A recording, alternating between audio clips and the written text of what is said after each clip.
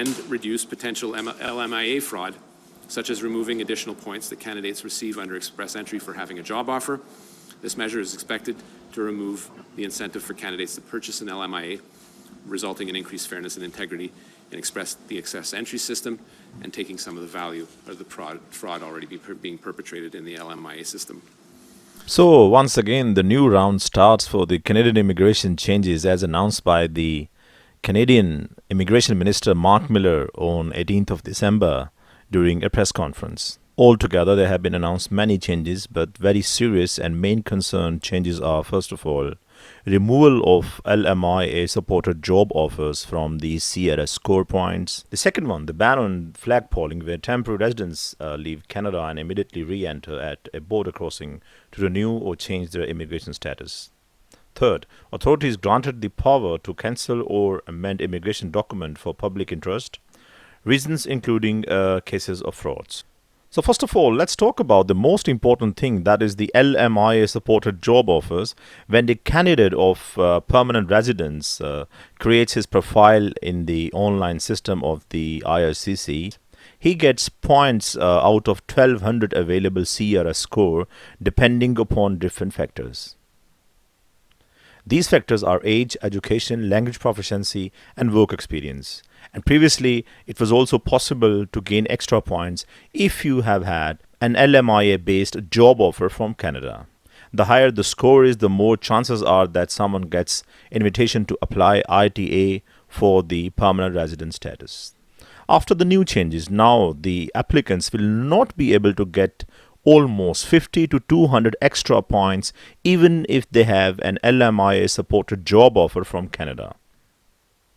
This will indeed help a lot of other people who used to struggle to get a job offer from Canada, because allegedly most of the time it has been seen that the different businesses have been indulged in selling the LMIA-based job offers to the international candidates. Since the candidates can still gain 600 extra points for the express entry profile if they have a sibling living in Canada as a Canadian citizen or permanent resident, French language skills, post-secondary education in Canada, and last but not least, the provincial or territorial nomination. Most of the people have taken this news as a bad news, but in my point of view, this is really good news for the new candidates who want to apply for the permanent residence in Canada through the express entry programs. However, the practice to buying fake LMIs has been very common in the past. Because it boosts the CRS ranking in the express entry pool, the candidates have allegedly paid the businesses a lot of money to secure a job offer.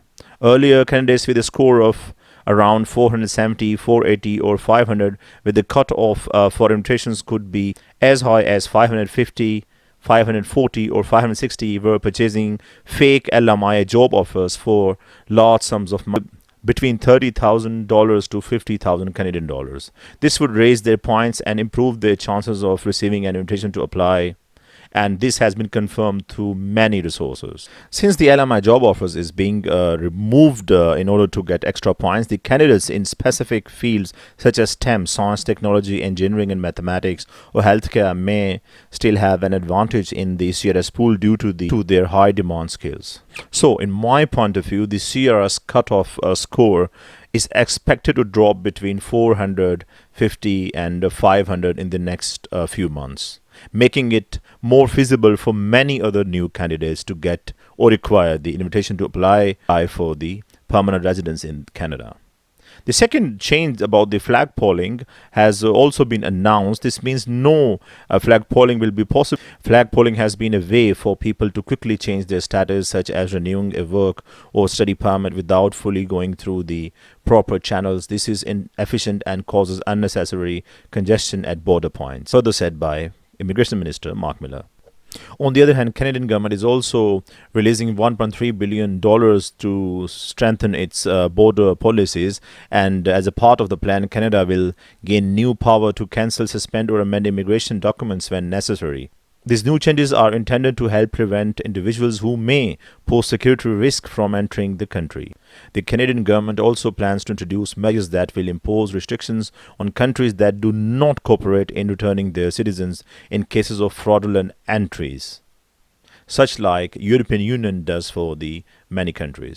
Canada also want to eradicate the illegal immigration issues as 22% of all encounters in 2023, alone 43,764 cases were from India. Canada is also working on safe third country agreement remains.